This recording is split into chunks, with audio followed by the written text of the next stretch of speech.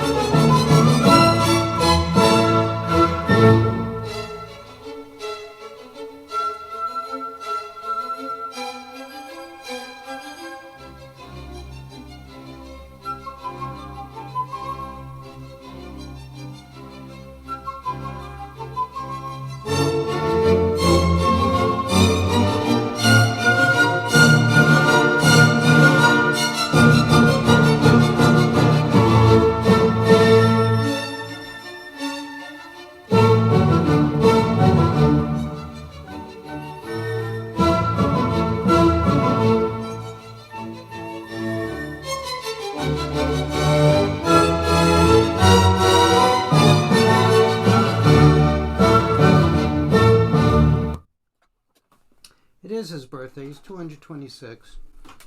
So that was the beginning of the scherzo to his third symphony, which was composed in 1815 when he was 18 years old. Schubert dies in 1828, and this symphony will be heard for the first time in 1881. Imagine. And this is typical of almost all of the major works of Schubert, is that for decades this music was unknown to the public, wasn't being published, wasn't being performed. Now, that's one aspect of Unknown Schubert. The other aspect is Schubert himself. The fact that we know very little about him. Of all the great composers, we know the least about Schubert. Now, let me compare him to some other great composers. Mozart, well, we know he was a great child prodigy. Maybe you don't know, he was a billiards player. He had his own billiards table in his house. He wrote foul-mouthed letters. Antonin Dvorak had an obsession with trains, also with boats. He was always at the train station, wanted to know the number of the engine that was coming in, the name of the engineer, etc. Loved pigeons. Robert Schumann, who came from a family that suffered from mental disease, and he was afraid that he would get the same affliction, but was told by a doctor, hey, don't worry about it. Make love to your wife as much as possible, and you'll be safe. So he had 8 children with Clara Schumann, and then he died of insanity. We have Anton Bruckner, who liked teenage girls. We have Tchaikovsky, who liked teenage boys. And we have Brahms, who loved cigars, slept with prostitutes, and suffered from hemorrhoids. So we know something about these composers. But Schubert, as I said, we know very, very little. If this was a live presentation, I'd probably ask you, well, tell me, what do you know about Schubert? And I've done this program or a variation of it in the past, and always somebody says, well, he died very young. Well, that's true. He was 31 years old, and he's the youngest of the great composers. Other than that, well, he died from bad fish. That's partially correct. The last 6 years of his life, he suffered from syphilis, and he did eat some contaminated food, fish or whatever, contracted typhus, and died. But at this point, he was already in a very weak state. Other than that, you might name a composition or two by him. Everybody knows the Ave Maria, maybe the Trout Quintet, but very, very little else. So, question number 1, who was Schubert? Well, he was born in 1797. As I said, dies at the age of 31 in 1828. He was only 5'1", kind of chubby. Had a slight hunch to him, which either came from all the time he spent composing and writing, and he would compose at a writing desk, not at the piano, or it may in fact have been a family trait because he had an elder brother, Ignace, who was a hunchback. He had dark black hair, wore spectacles, even wore them when he was sleeping. Apparently had a good sense of humor. He could play his great song, the Erlkönig, the Earl King, on a comb. That should have been a hoot to watch. Not an easy personality. His friends loved him, adored him, greatly admired and respected him. Had a small group of friends. Couldn't always return their love and affection. He was more of a cold fish. And he was rather indifferent to women, though he did have one attempt at an affair when he was a teenager, which ended in disaster and might have put him off of women for the rest of his life, or it might have been something else, and I don't want to get into that. Someone might ask me the question afterwards, but I hope they don't.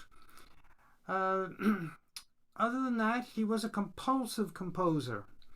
He would get up every morning around 7, and he would compose or study music for 6-7 hours.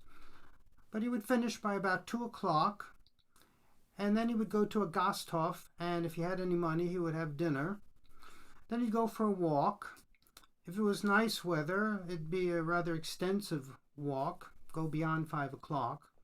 If the weather was poor, he'd stop by 5 o'clock. He'd go to a coffee house, probably meet up with friends.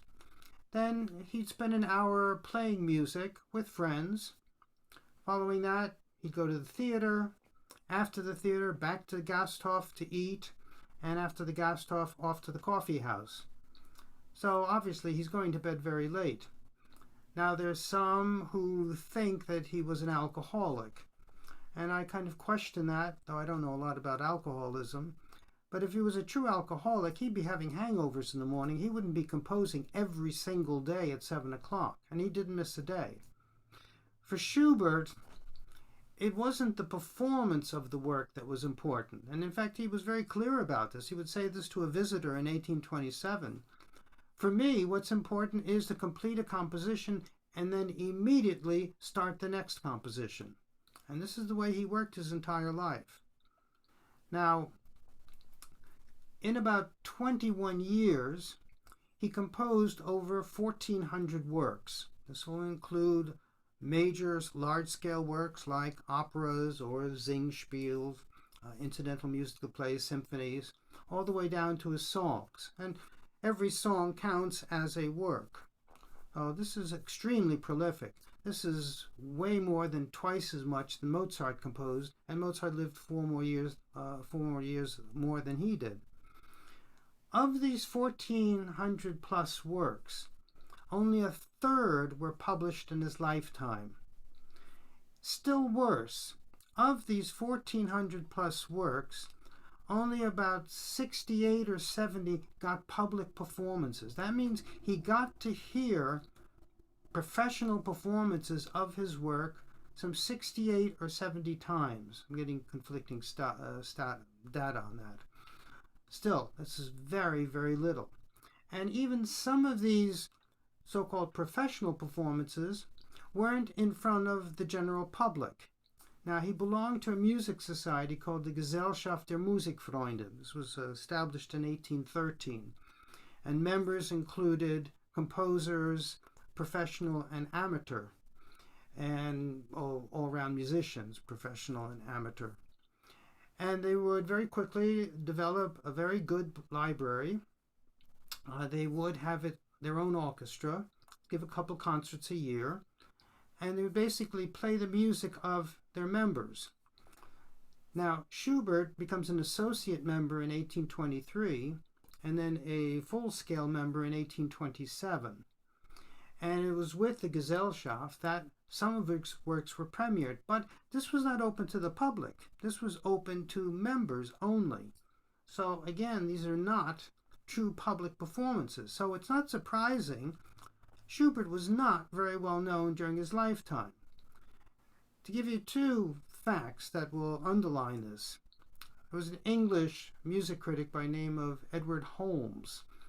And in 1827, the year before Schubert dies, he comes to Vienna and he wants to do a survey of Viennese composers. Schubert's not included. And he writes an article about this, excluding Schubert. In 1830, we have the Belgian music historian critic Fétis, who is best known for having written the first true dictionary of music and musicians, mainly of musicians, called La Biographie universelle des musiciens. This comes out in 1833, but in 1830, he writes an essay on the state of music in the Germanies and in Austria. He doesn't mention Schubert. He mentioned Schubert in his Biographie 3 years later, but not yet just 2 years after Schubert's death. This is how unknown he was. And this is one of the most beloved of all composers. In fact, some of you might remember Antonio Tomasini of the New York Times, the head critic, in 2011 did a survey of the so-called top 10, top 20 composers. And he asked readers to send in their top 10 list. And then he compiled a final list. Whether his thoughts enter it or not, I'm not sure. But of the top 10, Bach came in first, Beethoven came in second, Mozart came in third, Schubert was fourth.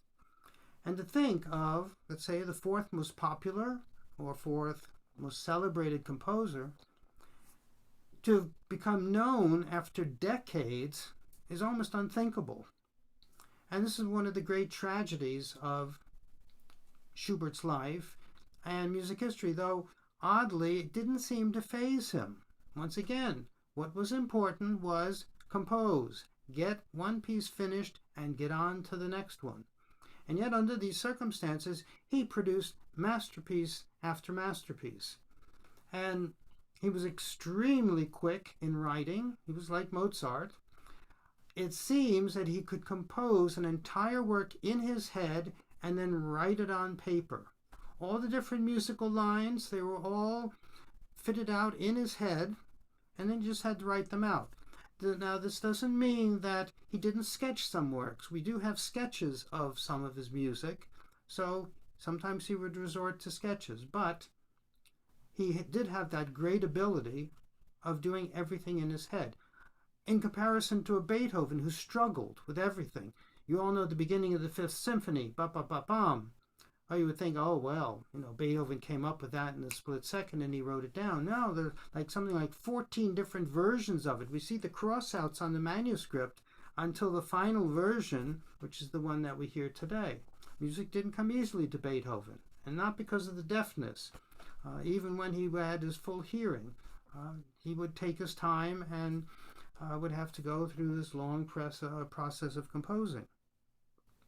So, if we take a look at the major compositions of Schubert, and when they were published, when they were heard, there are 19 works for the stage, operas, light opera or Singspiel, and incidental music. So you have a play, you want to have some music in it, and the composer will be commissioned to write maybe a dozen numbers. It might be an overture. You could have a chorus or two, an aria, a march, ballet sequences, and that would be included in stage works. So by Schubert, there are 19 stage works. 9 of them were left unfinished, so we're not really concerned with those. Of the 10, only 3 got public performances. And together, those 3 got a total of 16 performances. Think of a Broadway show that only gets 16 performances. It's here today, it's gone tomorrow. This is awful. This is not a good track record. Of these, well, let's say 19 works, none of them were published in his lifetime. Symphonies. It's a little confusing. We say that Schubert wrote 9 symphonies. It's not altogether correct. He completed symphonies number 1 through number 6. Symphony number 7 exists only in sketches, and not very detailed sketches. The first movement, you have 110 measures, and they're apparently fully orchestrated. All the instruments are listed in their parts. After that, you just get major themes of each movement, and we know that he planned on a 4-movement symphony. There was one of the great conductors, Felix Weingartner, who was also some time composer, who in 1934 tried to reconstruct the symphony.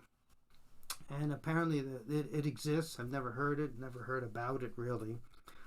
Obviously it hasn't entered into the repertory. There simply isn't enough of that symphony that you could get a work that truly represents Schubert. That takes us to symphony number 8. That's the unfinished. That only has 2 movements. That could be a subject of a lecture all unto itself. That symphony, which is one of the glories of the symphonic repertory, it's written, or the 2 movements, in 1822.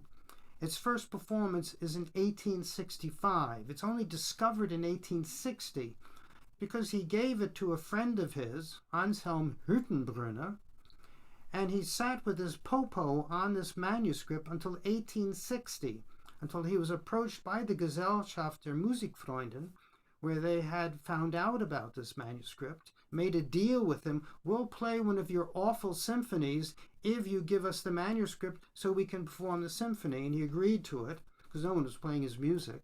And it finally gets heard by the public in 1865. But again, only 2 movements. Some theories about why only 2 movements. Actually, there are many theories. One is that at the time he's writing it, he got the diagnosis of syphilis. And to borrow the phrases of George Marek, very fine music historian, he said that in those days, syphilis was a death sentence. The only thing lacking was a date of execution. And this really did throw poor Schubert into a loop. And we would think, or at least it's possible, that he discontinued working on the symphony because it would bring back memories of having received the diagnosis. And from this point on until his death, he is going to suffer a number of symptoms of the disease. He'll lose his hair, he'll break out in rashes, and he was so embarrassed by the rashes, he would stay home until they subsided. And he suffered from dizziness and weakness, all this getting worse and worse as he approached his death in November of 1828. So we have the 2-movement unfinished. We have the great C major symphony, number 9 it's given. And that is really one of the great works in the repertory. And then we have a symphony in sketches, number 10. And this was sketched, there's even less to the symphony than number 7, in October, the month before he died. And 3 movements are outlined, but again, very, very little information given by Schubert. Death intervened. And so you've got, if you want to consider the unfinished complete, 8 symphonies. He heard no public performances of these symphonies during his lifetime. In fact, his friends didn't even know he was composing symphonies or some of these works for the stage. They only knew about 40 songs that he wrote. And maybe they weren't interested in the other music, but they certainly didn't know anything about it. So it's going to take a long time to discover this music, because Schubert, after he would write something, he would either put it in a drawer or he'd give it away to somebody. And so somebody, and we'll get to the somebody later on, will have to track down all this music. Well, going past the symphonies, I'll skip the C major. It gets a run-through of its first movement by the Gesellschaft. In 1827, Schubert approached the committee, the steering committee, said, "Would you perform my symphony?" And they said, "No, it's too difficult, but we'll let the orchestra sight read the first movement," which they do. I don't think they actually got to the end. They stopped in protest and said it was too difficult and they didn't like it. And that's all he got to hear of that symphony or any of the other symphonies, just a reading, which couldn't have been very good. And again, none of these symphonies published in his lifetime. We go to the piano sonatas. There are 21. The last 3 are considered jewels of the repertory. None of them got public performances in his lifetime. He couldn't perform them because he was a mediocre mediocre pianist. So they got no performances, and only a couple were published in his lifetime. There are 20 string quartets. 5 were left unfinished. 2 got performances, but this was at the Gesellschaft, so again, they're not public. One of them was a one-movement string quartet called the Satz, or one piece, and that would get a public performance, again at the Gesellschaft. And none were published in his lifetime. And we'll stop at the 2 quintets. The Trout Quintet, again, wonderful piece. Critics don't like it, or they criticize it, that he wrote it so quickly that he didn't edit it, it needs editing. I say, phooey to you. I think it's a wonderful piece. I've played it in public. It's great fun. And that gets a read-through because he composed it for an amateur cellist named Baumgartner, who commissioned Schubert to write a work that he could play. And he would perform the cello, Schubert would play the viola, then we get 3 other musicians to fill out the ranks.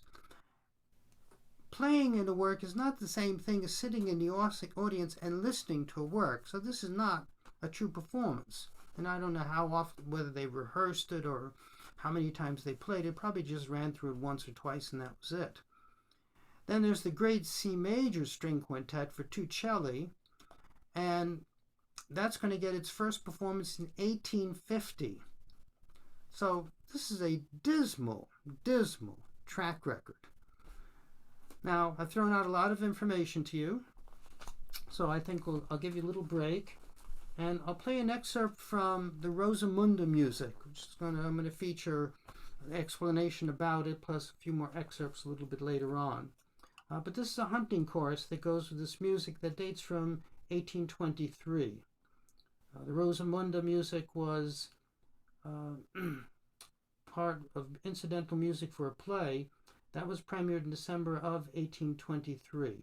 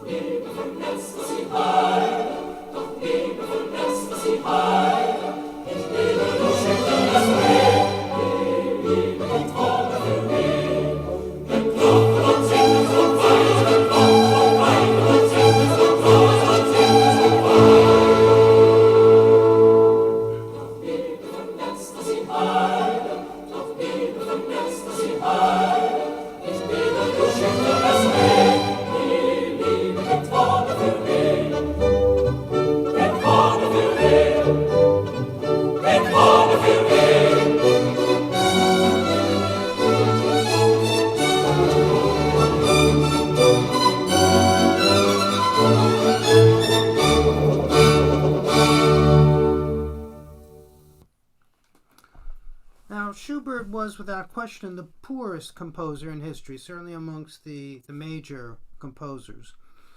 And how poor was he, if you remember the old refrain on the Johnny Carson show? Well, he never owned a home. He never owned a house. He never owned an apartment. He rarely had the money to rent a room. Very often he would share rooms with friends. They would also share clothing because none of them had money. He would be invited to friends. He was kind of a sponger, but he was so beloved and admired that they didn't mind sort of helping him. He lived a bohemian style. He never had a position like court composer or Kapellmeister in a church at court. He taught in his father's school for about a year and a half. He had to pass an exam to get a so-called teaching degree. Didn't like it. It didn't last very long, and he was paid a pittance for this. He gave some lessons. For a while, he was employed by the Esterhazy family. That was the family that employed Haydn for so many years, but this is after Haydn. Didn't really teach, but he would accompany some of the girls while they sang. But this lasted, again, for not very long. One concert, which was given as a benefit performance for him by his friends, he wouldn't organize anything. He wouldn't promote himself. This was on March 26th of 1828, and it was the only concert in his lifetime where only his music appeared on the program. And it was successful. They had a full house. He made some money, but he immediately blew it. And I might add that it wasn't covered in the press because in town was the great violinist Paganini, and all of the journalists were covering his concerts. One was on the same evening of Schubert's. And in fact, Schubert wasted all his money on buying tickets for himself and his friends to go and see Paganini. So this is the way he lived. Just never had any money. And the last couple of months of his life, when, as I said, he was in very bad health, he moves into his older brother's home, Ferdinand, who loved his brother, and Ferdinand will look after him and pay his expenses and doctor's bills and, of course, the funeral bills. Ferdinand, who sounds like a very nice guy, he's born in 1794, dies in 1859, was an amateur composer, wrote about 40 works, mainly religious. And Schubert, in fact, wrote a requiem for him because for a while he conducted a church choir. And Ferdinand appropriated the work as his own. And he would take themes by Schubert because he would inherit the bulk of Schubert's music, and he would take some of Schubert's themes and use them for his own compositions. But he was very generous to Schubert in his lifetime and did look after him during those last few months, which were really health-wise horrific for poor Schubert. So no post, no home, did not have money to own or rent a piano, but that wasn't important because Schubert did not need a piano to compose. Most composers do, but Schubert just needed a writing desk, a pencil or pen, and manuscript paper, and he was fine. He never had a love. I alluded to before, as a teenager when he was 17, he fell in love with one Caroline Grobe, who apparently was as attractive as her name would sound. But she had a very nice voice, and he was a sub-director at a church for a performance of one of his religious works, and she had a solo and fell in love, but the parents would not allow him to take her hand because he was poor and he had no prospects. So apparently it took him quite a while to get over this, and this may have had an effect on his attitude towards women. Again, a lot of speculation here. So there's really not too much you can say that he enjoyed except composing. Now, he did have good friends, and they would organize in 1821 what we call the Schubertiads, or Evenings with Schubert. And this began as an all-male affair. Schubert was the star of the evening. He would sit at the piano. He would either accompany himself in his own songs, or he would accompany singers. And then he would play easy piano pieces, not the piano sonatas, or the Fantasia, or any of his other more difficult works. He would just do piano accompaniments, and if they were too difficult, well, he wouldn't play the original notes. He would improvise much easier notes so he could get through it. At the premiere of the Erlkönig, he was asked to accompany the singer, and this is a difficult accompaniment part. He refused. He said, "I can't play it. I'll just turn pages." And this is one of the disadvantages he had. In comparison to Mozart and Beethoven, they were both great pianists. They could write concerti for themselves and then go and perform them and organize concerts. Schubert couldn't do that. His piano playing, and we have testimonies from friends, was less than adequate. He was not a good technician. He played expressively, but he had very, very bad technique. And as a singer, he was like a composer singer, that you might call it. Very unpleasant sounding voice. He could sing all the different parts, and he could sing expressively, but it wasn't great fun to listen to. But at least at the Schubertiad, at least some people are getting to hear some of his songs, some of the easier piano pieces, the marches, the écossaises. But again, they weren't even aware that he was writing piano sonatas. So that was on the bright side for poor Schubert. So let's see, where do we go from here? We go back to what we know about Schubert, and very little was written about him. Well, nothing was written about him during his life. Nobody wrote a biography, a critical biography. There were no essays about him in musical newspapers. The first kind of what we call memories of Schubert occur February of 1829. This is just a couple months after his death, by a friend who was a poet, Johann, or I always forget his name, who was a poet and a friend, and Schubert would use some of his texts, Meyerhofer, there we go, would use some of his texts for his songs. And he would write memories of Schubert. Not an extensive essay, and haven't read it, so I don't know really what it says. Probably was all positive. Then in June of 1829, Edward von Bauenfeld, another friend who would attend these Schubertiads, was a playwright and would contribute part of a libretto for a project, an operatic project by Schubert that he never completed, and he would write memories of Schubert. Then we have nothing until 1839, when Ferdinand would write an essay about his brother. And now we're 11 years after his death. And as you all know, as you get older, memories start to fade or become confused. Well, maybe not the most reliable. Then we have to jump ahead to 1861.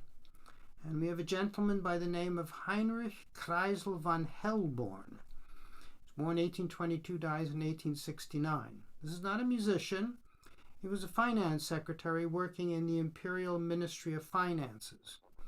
And he had taken quite a shine to the little Schubertian music that was known. Basically, about 40 songs.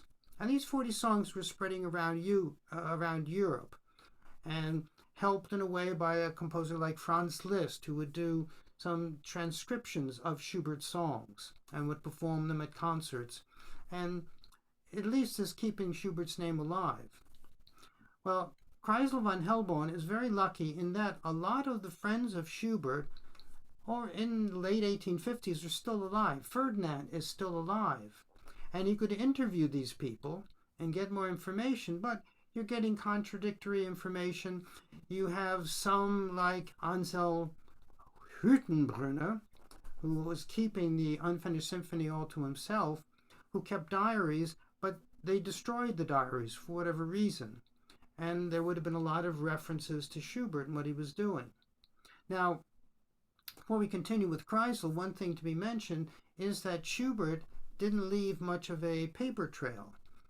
He wrote about 70 letters, and these letters don't tell you anything. I'll read you two brief excerpts, or two brief letters that he wrote to give you an idea of what a Schubertian letter is like. Quote, "Heavens and earth, it's frightful having to describe one's travels. I can't write anymore," unquote. That's a letter. Or, "Dearest friend, you will be astonished by my writing, as I am so myself." End of letter. Now you've got Mozart, Mendelssohn, and Schumann. These were very well-traveled musicians, and wherever they went, they wrote letters about what they were seeing, the works of art, the people that they met, their impressions. Schubert didn't travel. He was born in Vienna. He died in Vienna. He never left Austria. He never made plans to leave Austria. He was very happy just to stay there. He made a couple of excursions into the country. Of course, Austria was a huge empire, so he could go to Hungary. That's still part of Austria. That's where the Esterházys were. Or it could have been to their palace in Vienna. He did on occasion go to a few other cities invited by friends, but he never left Austria. And he never wrote about any of this. He never wrote about himself, what he was thinking, what he was feeling.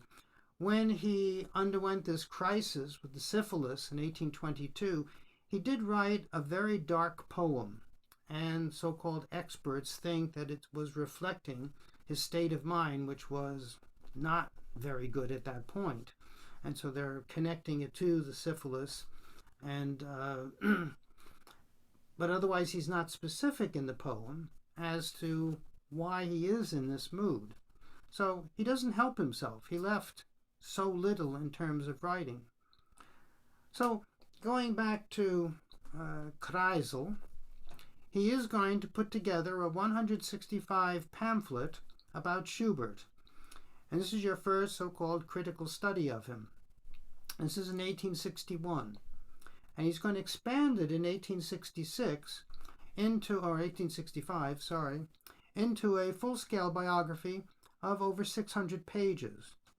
But what's most important is that at the end there was a thematic catalog. And he did track down a lot of music that had simply vanished.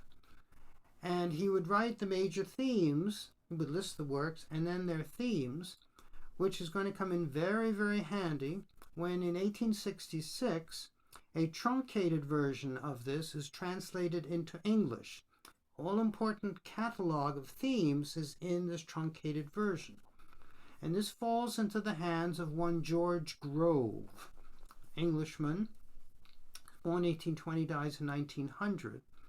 And George Grove is very important for researchers like me because he was the one that wrote the first edition of the Grove Dictionary of Music and Musicians. It comes out in 1889, and it's in 4 volumes. Now, Groves was not a musician. He loved music, so I call him a musical amateur. He was an engineer by trade. And in 1851, we have the great London exhibit. If you watched Victoria on PBS a couple years ago, there were 3 seasons of it. During the last season, they focused, at least in 2 episodes, on the great exhibit. And this was the brainchild of Albert. Albert, who had a bossy wife, he wanted something to do, and he comes up with this idea of this great industrial, agricultural, and even art exhibit, and to build a special pavilion for it, an immense structure called the Crystal Palace. And it was built entirely of glass and framed in iron, and was set up in Hyde Park. Now, it ran from May through October, was a huge success. And then we had the problem, well, what do we do with this monstrosity? And the idea was to take it apart and then rebuild it elsewhere.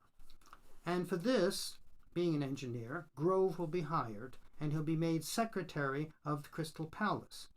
So it will be dismantled, rebuilt outside of London in Sydenham, and will exist until 1936 when sadly, or at least I consider this to be sad, it burns down.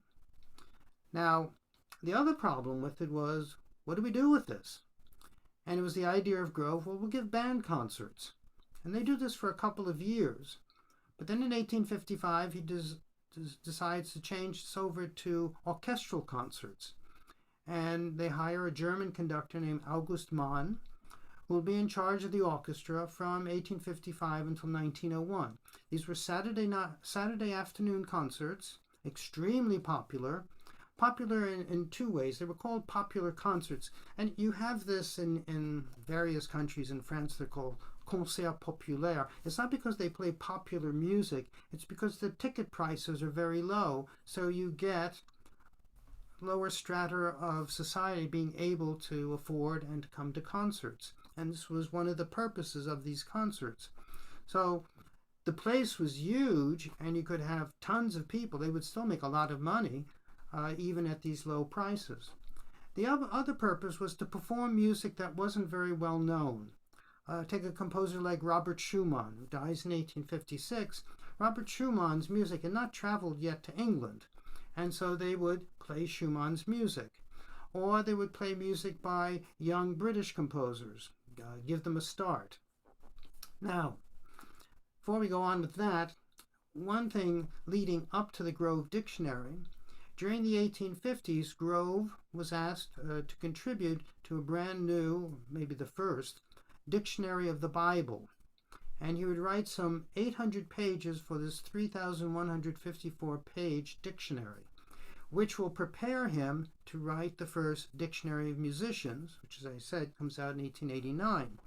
Now, as I said, it only had 4 volumes, but it will be re-edited, revised every 25, 30 years. So that by 1980, it's got 20 volumes, and by in 2001, it's got 29 volumes. And it is the first source you go to if you're a researcher, because it is accurate. There's no nonsense in these editions. It's one reason I have such a low opinion of Wikipedia. If I come across a musician, you remember when we did Fedora and Giordano, not a household name composer, and I was curious, what does Wikipedia say about him? And I looked at the bibliography. They never cite Groves. They cite all these sources I've never heard of, but no Groves. And that's your starting point. There's even a Grove Dictionary of Opera, which is more detailed about composers like Giordano. And this is what makes me a bit suspicious of Wikipedia. They really don't know how to research properly. But the Groves is wonderful. After the article, there's a bibliography, and you can trust the sources that they list. And I've done this in the past, gone to books that are not on the list, and I've gone through them and seen they're giving incorrect information. So Groves is a terrific source, thanks to Mr. Grove. And one reason I decided to do this presentation is I was consulting the 1908 edition, which reproduces the original article on Schubert. Groves is dead, but he's still listed as being the author of the article, though they list somebody else who updated or revised the article slightly. So it's the same information basically from 1889, which puts him closer to Kreisel and some of these people that knew Schubert. And I find it a very trustworthy source, and it's full of information that is left out in subsequent editions for whatever reason. So back to Grove. He develops his passion for Schubert, and he knew some of the songs by the late 1840s. Coming to England will be the C Major Symphony in, I think it's 1855 or 1856. It'll get its first English performance with the Crystal Palace concerts. And he'll also hear an overture to the Rosamunde music, this incidental music to a play. And he becomes intrigued. Well, what about the rest of the music to the play? And he's going to write to the publisher of Schubert, who at this point was Karl Anton Spinner. Now, originally, the major publisher of Schubert was one Anton Diabelli. And in 1824, he brings into the firm Spinner, and in 1851, Diabelli retires and Spinner takes over. So all the music is now his. And he has a huge quantity of manuscripts by Schubert. Ferdinand had the largest bulk of them, and in 1830 he sold a great quantity to Diabelli. But because there was no demand for Schubert's music, he decided not to publish it. Economically, it wasn't feasible, and so the music just sat there. So now it's in the hands of Spinner, who's still around in 1867. Grove writes to him and says, "Do you have the complete music to Rosamunde?" And he knew there was more music because he had read the book by Kreisel von Hellborn, and had seen the thematic category, which listed all 10 pieces plus the overture. So Spinner very kindly writes back and sends him copies of 2 entr'actes, music that are played between acts, the 4 acts of the play. Of course, Grove is thrilled, but there's still 8 pieces missing. So he writes back to Spinner, said, "Are you sure you don't have more?" Spinner writes back saying, "No, I don't, but you are welcome to come here and look for yourselves. We have closets full of old manuscripts." So Groves decides to go to Vienna, and he takes with him a young composer by name of Arthur Sullivan, who I'm sure you all have heard of, Gilbert and Sullivan, same one. He's only 25 years old. They'd become friends, and he chose in particular Sullivan because he could read German script and he spoke German to a certain extent. So they cross the channel, and by chance they're on the same boat as Johann Strauss Jr., who's just returning from a tour of England. They get to know him. They wind up in Baden first, where they meet Clara Schumann, and then they go off to Vienna. And Spinner is extremely hospitable. Says you can look wherever you want. I'm even giving you a box of cigars. Have a good smoke. Just please don't burn the place down. You've got a lot of old manuscripts here. It's a fire hazard. So they start looking, and they find an incredible number of manuscripts of Schubert. The first 4 symphonies. They even make a copy of the 4th Symphony and take it back to England, where it gets its first performance in 1867. But they cannot find the music to Rosamunde. So they bump into, and I believe this is a bit vague or unclear, I believe he worked there. His name was Dr. Edward Schneider, and he was the son of Theresia Schubert, who was a younger sister of Franz Peter Schubert. And Theresias had inherited a large number of manuscripts, which I guess she passed on to her son. That included 7 operas. And he said, "Look, I know of a closet that is full of manuscripts. I don't even know by whom, and nobody has opened that door in years. Everything will be covered in dust." And he said, "You're welcome to look." And so they go into the closet. It's like one of these huge walk-in closets, sort of like Imelda Marcos had for all their shoes. And you walk in, and there were piles of manuscripts up to the ceiling. And they both go through everything. And wouldn't you know, in the last stack, bundled together, was the complete music for Rosamunde, covered in dust, tied together in rope, unseen since the last of 2 performances in December of 1823. Of course, they're in a state of exhilaration, and they will spend the whole night copying the parts. They had a deadline. They had to be in Prague the next day. And they were so pleased with themselves, they played leapfrog in the streets, and then they went off to Prague. And in November of 1867, for the first time since 1823, complete music of Rosamunde is going to be heard at the Crystal Palace concerts. And some of this music is some of the best of Schubert, certainly in terms of melodic writing, and you might recognize some of it. So just a few words. How about we'll listen to an excerpt from the music they discovered. This is one of the entr'actes. It's subtitled Romance, again, to give you a chance to digest all this. Number 9.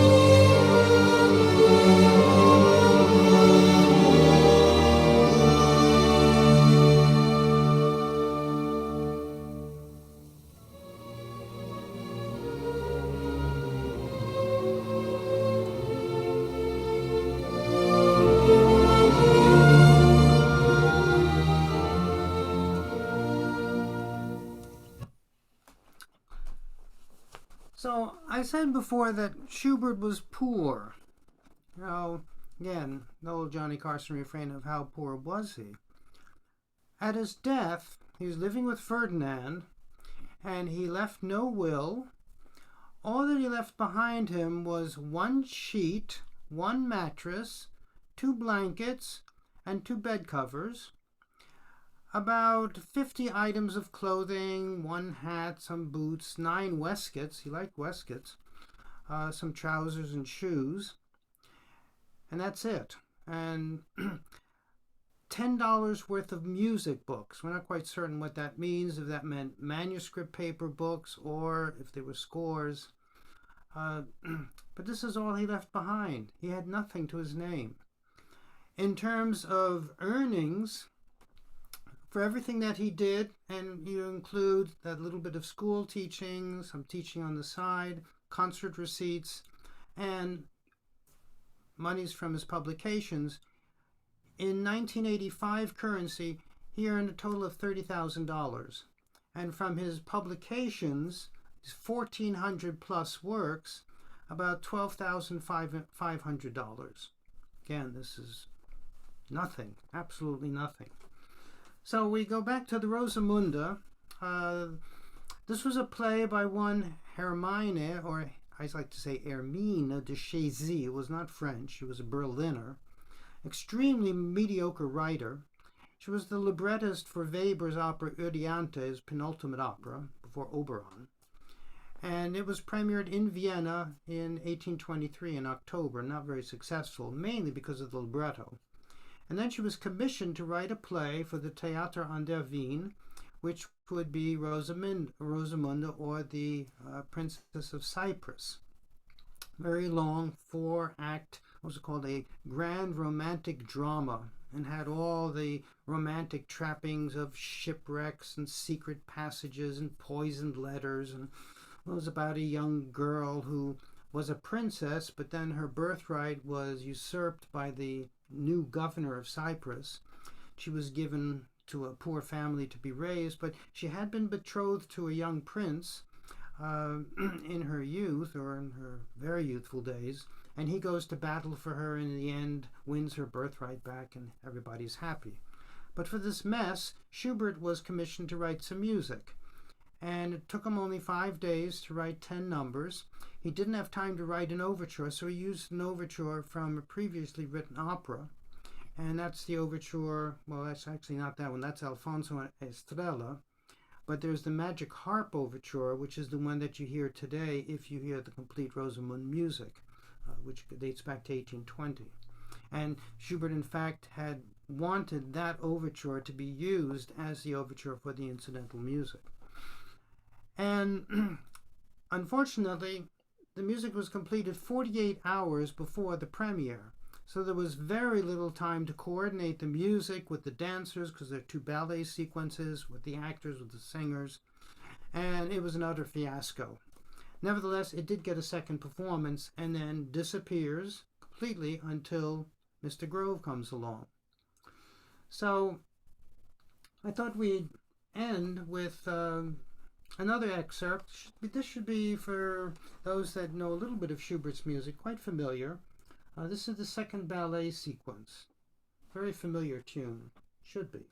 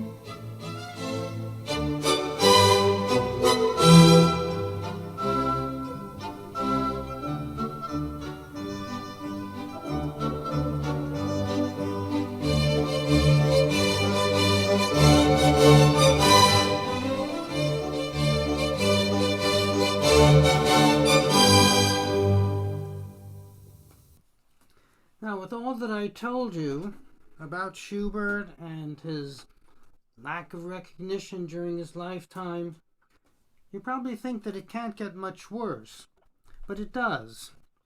Now, his friends would try to help him, not a lot, but somewhat, and they might send some of his songs to, like, for example, Goethe, the great German writer, who never had the decency to write back, or to a publisher in Leipzig called Breitkopf Ertel, major publisher. And they sent a collection of Schubert songs to Breitkopf, including the famous Erlkönig, which is acknowledged as one of the greatest songs ever written.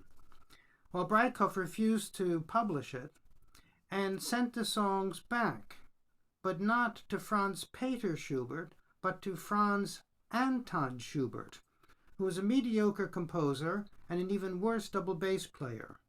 And he wrote back to Breitkopf the following: I have further to inform you that some 10 days ago I received a valued letter from you in which you enclosed the manuscript of Goethe's Erlkönig, alleged to be set by me. With the greatest astonishment, I beg to state that this cantata was never composed by me.